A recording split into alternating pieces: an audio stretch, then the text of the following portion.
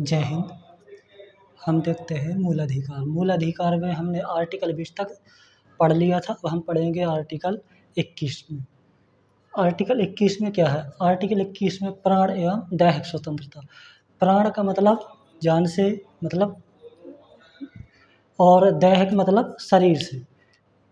हालांकि चीज़ें तो लगभग एक ही हैं, लेकिन हम पढ़ेंगे तब समझ में आएगा। तो आर्टिकल 21 में क्या है? प्राण यानी कि जो हमारी जान है, या क्या ये किसी को लेने का अधिकार है क्या? जो हमारी जान है या हमारे जो प्राण है, ये किसी को लेने का अधिकार है? नहीं है। तो आर्टिकल 21 में क्या कहा? प्राण एवं दैहिक स्वतंत्रता। जो हमारी जान है ये कोई नहीं ले सकता। ये इसकी रक्षा कौन करता है? आर्टिकल 21 करता है। आप एग्जाम्पल से समझिए, जैसे मोटरसाइकिल चलाते हैं, यानी कि बाइक चलाते हैं, टू व्हीलर यानी फोर व्हीलर कुछ भी चलाते हैं, तो हमने देखा होगा बाइक चलाते हैं जब, तो जो सुरक्षा कर्मी होते हैं, जो पुलिस वाले होते हैं, वो क्या कहते हैं? हेलमेट लगाओ। हेलमेट क्यों लगाओ? क्या रीज़न है भाई कि हेलमेट लगाओ? यही रीज़न है कि संविधान के हिसाब से उनकी क्या है, आप उनको क्या है, सुरक्षा के हिसाब से वो आर्टिकल 21 के हिसाब से हमारी क्या करेंगे? सुरक्षा करेंगे। यानी अगर हेलमेट नहीं लगाएंगे तो गिरने के बाद क्या हो सकती है? मृत्यु हो सकती, यानी प्राण जा सकते हैं। तो इसकी आर्टिकल 21 का क्या हो जाएगा? उल्लंघन हो जाएगा। तो आर्टिकल 21 के अंतर्गत क्या होता है? जो सुरक्षाकर्मी होता है, हमें क्या कहते हैं? हेलमेट के लिए कहते हैं। और भी कई ऐसी चीज़ें होती है जो कहते हैं कि नहीं, आपकी ये सुरक्षा की जिम्मेदारी। जैसे लड़ाई झगड़े होते हैं, तो क्या किसी को हत्या करने की इजाज़त दे सकते? नहीं दे सकते हैं। कर देते हैं, उसके लिए कानूनी अपराध होता है। क्या कहने नहीं लगते कि आपने जो कानून है अपने हाथ में ले लिया। अगर उसने कोई गलती की तो भाई हमारे पास आते, हम उसको सज़ा देते। लेकिन आप कौन होते हैं? है ना? तो क्या है? प्राण। प्राण लेने की किसी को कोई नहीं ले सकता, ठीक है ना? क्योंकि सुरक्षा कौन करता है प्राण की? आर्टिकल 21, ठीक है? तो प्राण के बारे में होगा। अब हम देखते हैं दैहिक। दैहिक शरीर से है, यहाँ तो जान से ही था, और यहाँ पे ये ज़रूरी नहीं कि जान से ही, यहाँ पे क्या है? दैहिक मतलब शरीर से। तो दैहिक मतलब अकेले, जैसे हम अकेले हैं तो क्या ये ज़रूरी थोड़ी कि 10 के साथ अकेले भी घूम सकते हैं, ठीक है? तो ये क्या है? दैहिक यानी पर्सनल या अकेले। अब यहाँ पे दैहिक में आप देख सकते हैं निजता। निजता का मतलब होता है पर्सनल, अकेले। जैसे निजता है, हमारी कोई भी निजता है, तो हम वो अपनी निजता को क्या कर सकते हैं? बनाए रखते हैं। कैसे बनाए रखते हैं? देखिए, जैसे ये मान के चलिए हमारे पास मोबाइल है, ठीक है? क्या है? मोबाइल। अब कोई हमसे कहे कि नहीं, आप अपना है पासवर्ड बताइए, तो क्या हम उसे बताएँगे? ज़रूरी है क्या? नहीं बताएँगे। और ना ही बताएँगे और ना ही वो ज़बरदस्ती कर सकता है। करेगा तो इसकी सुरक्षा कौन करता है? आर्टिकल 21। यानी कि क्या है? निजता है हमारी। हमारा जो मोबाइल है वो कोई नहीं हमसे छीन सकता, ना ही उसके अंतर्गत जो चीज़ें हैं वो माँग सकता। वो बात एक अलग है, व्यवहार में दे देते हैं, ठीक है? तो हम नहीं दे सकते हैं। जैसे हमारा नाम है, कोई हमसे पूछे आप अपना नाम बताओ, अगर हम नहीं बताएँगे तो क्या ज़बरदस्ती है? नहीं। कानूनी प्रावधान कि हम अपना नाम नहीं बता सकते किसी को। बता देते हैं वो बात एक अलग है, लेकिन संविधान के हिसाब से अगर आप नहीं बताते हो तो कोई आपकी गलती नहीं मानी जाएगी, ठीक है? तो क्या है? निजता। कोई भी चीज़ में आप देख लो, जो भी हमारी पर्सनल चीज़ें हैं, कोई आपका कोई रिकॉर्ड माँगे, अभी आपने अगर पेपर पढ़ते हो, न्यूज़ देखते हो, तो अभी सुप्रीम कोर्ट में एक केस गया था अरविंद केजरीवाल जी का, जो माननीय ये दिल्ली के मुख्यमंत्री हैं।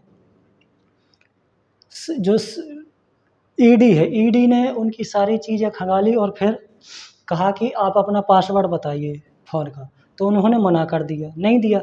फिर वो चले गए कोर्ट, तो कोर्ट ने क्या कहा था कि पासवर्ड दो, कोर्ट ने ही मना कर दिया कि आप पासवर्ड नहीं उनका माँग सकते हो। तो क्या है? निजता है। यानी कि आर्टिकल 21 में हमारी जान की सुरक्षा और हमारी क्या है? निजता है। हम अपनी निजता की सुरक्षा कर सकते। कोई हमसे ये नहीं कह सकती आप अपनी पर्सनल चीज़ बताओ, नहीं बताएँगे, ठीक है? तो क्या है? निजता है। अब हम आते हैं व्याभिचारी पे, ठीक है? प्राण, निजता, दैहिक मतलब अकेले से, ये चीज़ें क्लियर होगी। अब हम देखते हैं व्याभिचारी। देखिए, जैसे कि व्याभिचारी का यहाँ पे मतलब है आचार विचार से। किससे है? आचार विचार से। अगर आचार विचार सही है, ठीक है, तो उसी के बारे में कहा गया आचार विचार सही है नहीं है, तो व्यभिचारी का मतलब है यहाँ पे आचार विचार से। अगर मान के चलिए कोई जैसे शादी नहीं हुई है तो अकेले में अगर जैसे एक दूसरी लड़की को पसंद करते तो वो तो मतलब लीगल वैसे माना जाता है। अब वो अलग चीज़, हम उस पे ज़्यादा नहीं जाएँगे। जैसे शादीशुदा पत्नी है या पति है शादीशुदा, मान के चलिए उसका किसी दूसरी जैसे पत्नी है किसी दूसरे पति के साथ अफ़ेयर उसका चल रहा, बोलचाल या आप समझ सकते हो उस चीज़ को, तो वो क्या है? व्यभिचारी क्या है? गलत है। इसी तरीके से क्या है? वो पुरुष है, तो वो क्या है? गलत है। अब इसमें कहा गया है व्यभिचारी में कि पहले क्या था कि अगर मान के चलिए पत्नी गलत है तो उसको सज़ा दी जाती थी, अगर पति गलत है तो उसको सज़ा दी जाती थी। लेकिन इसमें फिर नियम बनाया गया कि व्यभिचारी में आप ऐसा करिए, अगर पत्नी गलत है तो आप उसको मतलब तलाक दे सकते हैं कानूनी आधार पे, कोई गलती नहीं होगी। पत्नी अपनी जहाँ रह सके वहाँ आज़ाद रह सकती है, पति जहाँ रहे वहाँ आज़ाद रहे।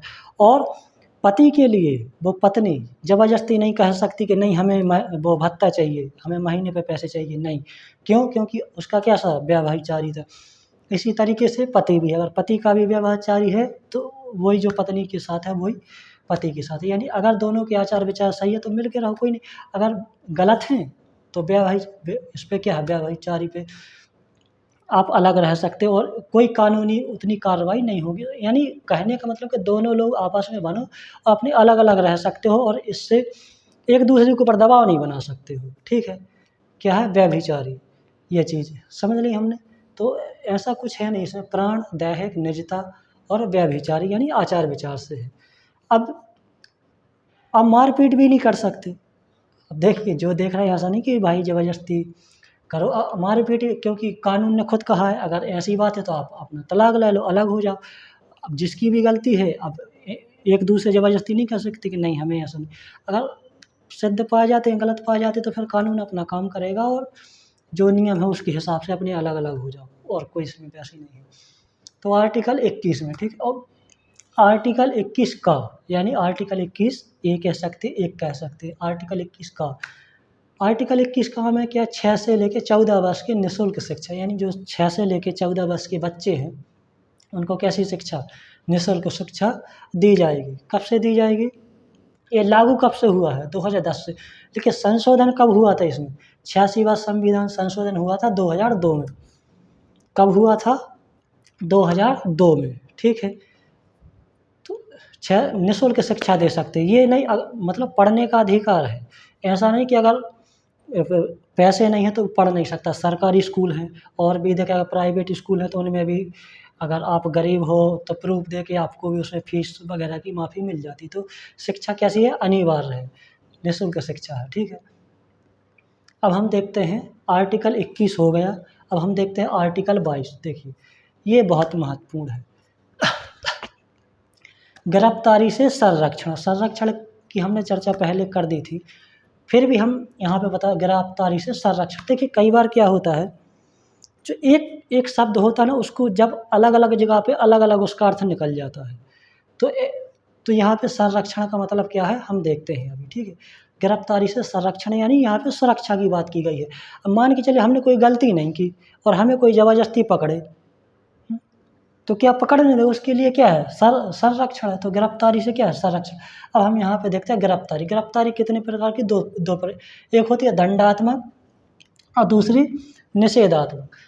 हम देखते हैं पहले दंडात्मक गिरफ्तारी में। दंडात्मक गिरफ्तारी में क्या होता है? सज़ा मिलती है इसमें। इसमें क्या मिलती है? सज़ा मिलती है। आपको अगर अपराध किया है तो मतलब गिरफ्तारी होती है, वारंट वगैरह सब इसमें दिखाए जाते हैं। तो इसमें सीधी-सी बात है कि सज़ा सुनाई जाती है, दंड दिया जाता है। जैसे पहले हम देखते हैं कि पूछताछ की जाती है। आपने देखा होगा कि पहले पूछताछ की जाती है। जब पूछताछ में सहयोग नहीं किया जाता है, तो क्या होता है? गिरफ्तारी होती है और एक शब्द होता है हिरासत। हम यहाँ पे देख लेते हैं, यहाँ पे हिरासत, हिरासत, गिरफ्तारी। और पूछताछ तो सामान्य सी बात तो होती है पूछताछ। तो हिरासत और गिरफ्तारी लगभग सेम है, लेकिन आप देखिए इनमें क्या डिफरेंट है। हिरासत कई बार क्या होता है, जब कई बार भीड़ होती है, हंगामा होता है, तो उसमें कोई गिनती नहीं की जाती कि ना उसको जाना पहचाना जाता कि किसको पकड़ रहा है। सीधा हिरासत में ले लिया जाता है कि भैया आपने चीनते ही नहीं है, पता चला कि किसी मेला में दंगा फसाद हो गया। देखते हैं ना कई बार दंगे, तो क्या कर लेते, हिरासत में ले लेते उपद्रवियों को। तो क्या होती है, हिरासत होती है। इसमें कोई वैसी जानकारी नहीं होती कि किसने अपराध किया नहीं किया, फिर बाद में डिटेल देखिए। और एक होती है गिरफ्तारी।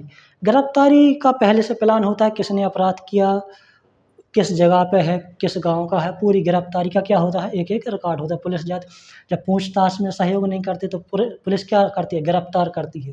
जब गिरफ्तार नहीं होते हैं तो और भी आगे कार्रवाई की जाती है, भागते हैं। और भी नियम होते हैं, जैसे NSA लगा दिए जाते हैं, UAPA लगा दिए जाते हैं। जब हम ये अलग से पढ़ेंगे तब बताएंगे। तो ठीक है, गिरफ्तारी और हिरासत और गिरफ्तारी, ठीक है। तो दंडात्मक यहाँ पता चल गया।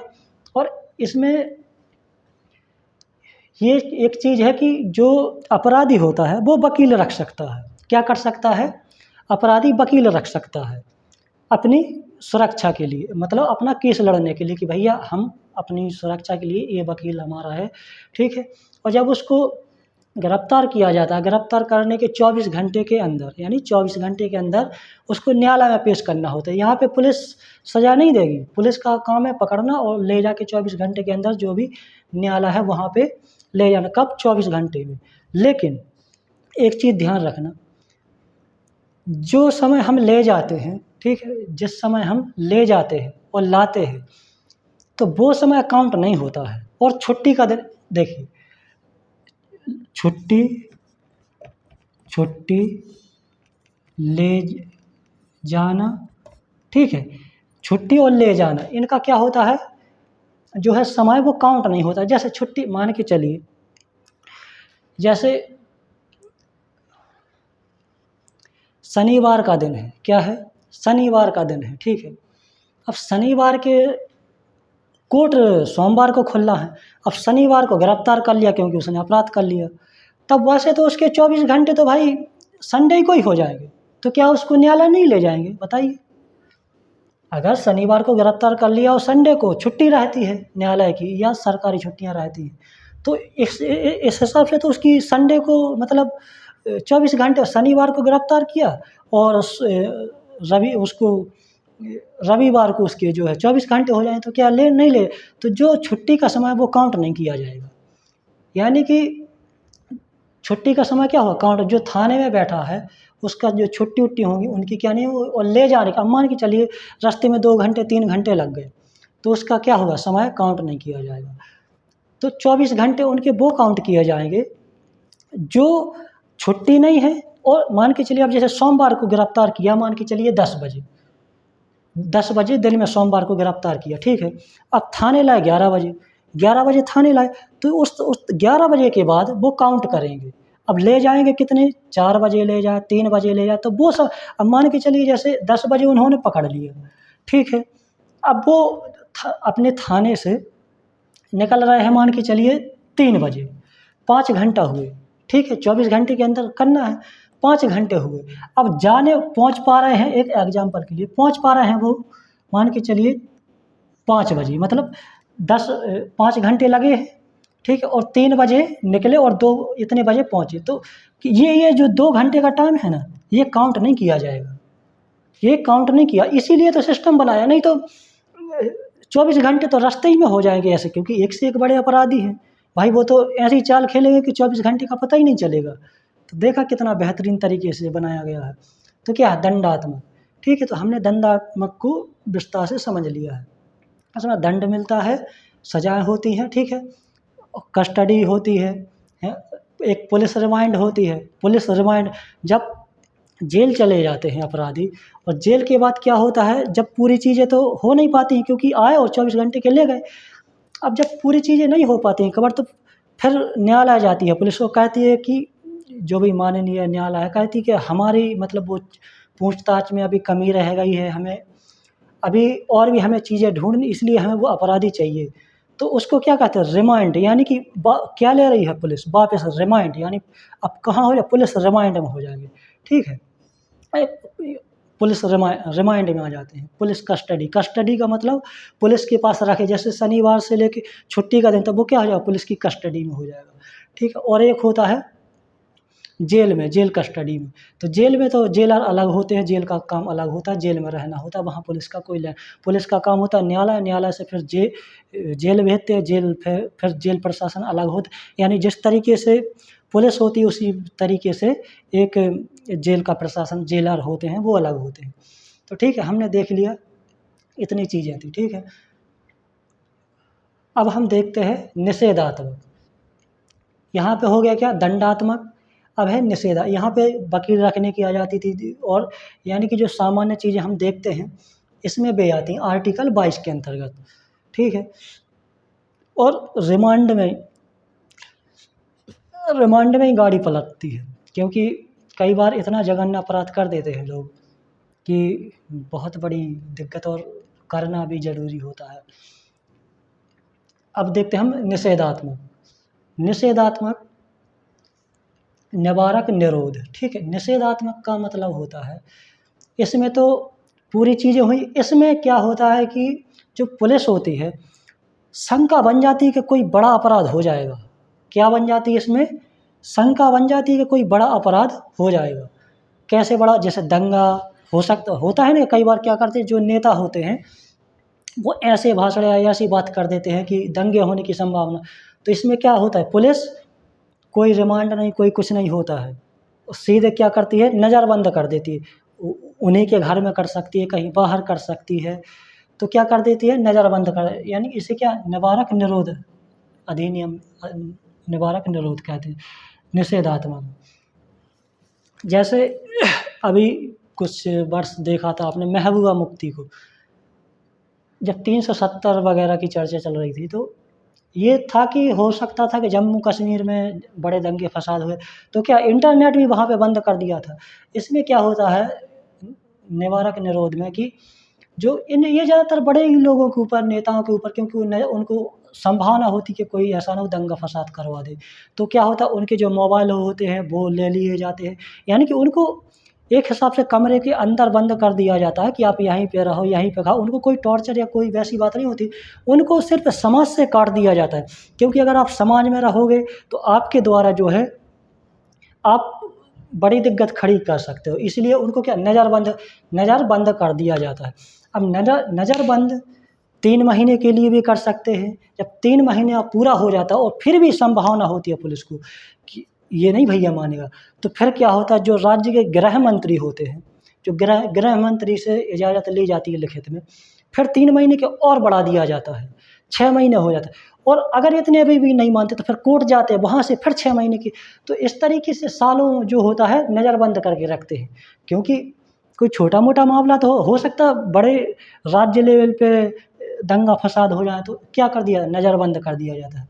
तो ठीक है, हमने देख लिया है आर्टिकल 22 में गिरफ्तारी से सारा दंडात्मक, हिरासत, गिरफ्तारी, ये सब हैं, और इसमें नज़रबंद कर दिया जाता है, यानी कि आपको सुरक्षा दी जाएगी, आप अपने घर में रहो, कमरे में रहो, टीवी देखो, जो करना है वो करना, फ़ोन नहीं मिलेगा, आपका इंटरनेट काट दिया जाएगा, ठीक है ना। आप आज़ाद हो, लेकिन आपको किसी से मिलने नहीं दिया जाएगा, किसमें, इसमें, ठीक है। अब हम आते हैं आर्टिकल 23, शोषण के विरुद्ध अधिकार। किसके विरुद्ध, शोषण के। शोषण मतलब संभावना सी है शोषण, अब इसमें कुछ ऐसा है नहीं, ठीक है। शोषण में क्या है, मानव तस्करी। मानव तस्करी, जैसे कई बार क्या होता है कि लगेगा कि चलो हम आपको काम के लिए ले जाएंगे, ठीक है, और क्या कहते हैं उनको कहीं ऐसे ही बेच देते हैं, अरे लोगों को भी बेच देते हैं बड़े बड़े, चलो हम वहाँ पे पता चला कि वहाँ बंद करवा दिया घर के अंदर, ढूंढ रहे हैं परिवार वाले तो क्या, मानव तस्करी आर्टिकल 23 में। दुर्व्यवहार का मतलब गाली गलौज से है, वो नहीं कर सकते। बलात् श्रम का मतलब वही है कि आप बिना इजाज़त वगैरह काम नहीं करवा रहे। बेगारी, बलात् श्रम यानी कि जो बालक हैं, बलात् श्रम यानी जो बालक हैं, बालकों से क्या नहीं करवा सकते, मजदूरी नहीं करवा सकते। बेगारी, बेगारी यानी बिना मतलब की, कोई बिना मतलब का काम नहीं करवा सकते, बिना मजदूरी, मतलब एक हिसाब से इसमें ओवरऑल चीज़ एक ही है, सिर्फ़ आर्टिकल के हिसाब से समझा है और कुछ ऐसा ख़ास है नहीं। बेगारी, बंधुआ मज़दूर है, आप किसी को मज़दूर नहीं बना सकते हो, रख नहीं सकते हो बंधुआ मज़दूर बना के कि नहीं आप ज़बरदस्ती हमारे यहाँ काम करोगे। बेगारी में यही है कि पैसा वग़ैरह भी देना पड़ेगा, शायद बलात्सम बच्चों वग़ैरह से, ये सब यही चीज़ें हैं और कुछ है नहीं इसमें। तो ठीक है। तो आर्टिकल 23 में क्या है, शोषण के विरुद्ध है। शोषण शोषण के बारे में, अब जो भी शोषण आ जाएगा, किसी भी क्षेत्र में शोषण, ठीक है? तो ये चीज़ें नहीं आप कर सकते। अब आर्टिकल 24 बाल श्रम नियोजन, 14 वर्ष से कम, इसमें बाल श्रम, जो 14 वर्ष से कम बच्चे हैं उनको क्या नहीं करवाएँगे, खतरनाक काम, जो मज़दूरी वाले काम है वो कौन से नहीं करवाएँगे, खतरनाक काम, जैसे हैवी काम होते हैं बड़े-बड़े। अब है उम्र 14 वर्ष, अब आप कहो कि नहीं सीमेंट की बोरी 50 किलो की ले जाओ, तो वो क्या है, खतरनाक। अब आप कहो कि पटाखे जहाँ हैं, आप वहाँ पे काम करो जहाँ पटाखे बनते हैं, भैया पटाखे में कितना रिस्क है, हैं? तो बलात् श्रम नियोजन, आप 14 वर्ष से तो वैसे भी कम में नहीं करवा सकते हो, लेकिन खतरनाक भी नहीं आप ऊपर से खतरनाक तो करवाएँगे ही नहीं। तो यही है कि आर्टिकल 24 में है क्या है, आप जो है बालकों से क्या नहीं करवा सकते हैं, ऐसे काम नहीं करवा सकते हैं कि जो ज़्यादा खतरनाक हो। अब देखिए आपातकाल की स्थिति की बात एक अलग हो जाती है कि अब मान के चलो बच्चे एनसीसी में हैं, जब एनसीसी में और देश के ऊपर विपत्ति आ गई तो भाई लड़ेंगे, ठीक है ना? तो हमने देख लिया है आज आर्टिकल 21, 22, 23 और 24, ठीक है? तो हमारे यहाँ तक हो गए हैं 24 तक। हम एक बार और देख, प्राण है, दैहिक स्वतंत्रता, निजता, इस ये हमने देखी 6 से 14 वर्ष, ठीक है? मानव तस्करी, दुर्व्यवहार, बलात्संग, बेगारी, बंधुआ, बाल श्रम नियोजन, यही सब है। और एक चीज़ बता, आर्टिकल 20 और 21 को निलंबित, हमने शायद पिछले वीडियो में बताई, निलंबित नहीं कर सकते, ठीक है? ये सब चीज़ें इनमें राष्ट्रपति और राष्ट्रपति और सरकार इनको ख़त्म नहीं कर सकती। वैसे सरकार के पास होता है कानून बनाना, ठीक है? तो यही चीज़ें हैं बस। और जो अपना ये आर्टिकल मूल अधिकार हो जाएँगे क्योंकि महत्वपूर्ण है, फिर इसके बाद सब विषय हम पढ़ेंगे, संविधान ये भी चलेगा, हिस्ट्री पॉलिटी तो पढ़ ही रहे हैं, मैथ, साइंस, सब चीज़ें, जीके सब होंगी, ऐसा नहीं कि कोई भी विषय बची रहेगी, ठीक है? तो अब आज के लिए है इतना ही, और वीडियो पसंद आए तो लाइक, शेयर और सब्सक्राइब ज़रूर कर दीजिए। जय हिंद।